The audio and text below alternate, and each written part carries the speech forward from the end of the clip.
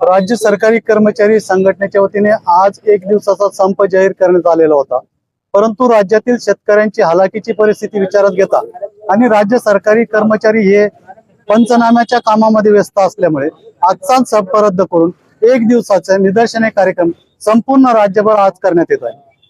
आमच्या अनेक मागण्या आहेत, त्यापैकी आमची प्रमुख मागणी आहे की जुनी पेन्शन योजना लागू करण्यासाठी राज्य सरकारने अधिवेशनामध्ये घोषणा करून सुद्धा आजपर्यंत सरकारी कर्मचाऱ्यांना पेन्शन लागू करण्याची अधिसूचना जारी करण्यात आलेली नाही।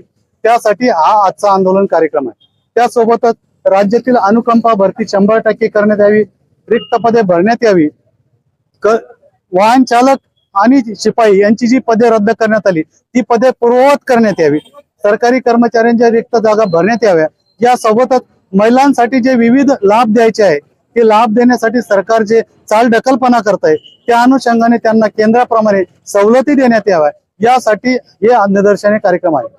यानंतरही सरकारने कुठली दखल घेतली नाही तर हिवाळी अधिवेशनामध्ये दुसऱ्याच दिवशी राज्यातील सरकारी कर्मचारी 5 लाख कर्मचाऱ्यांचा मोर्चा घेऊन नागपूरवर धडकणार आहे।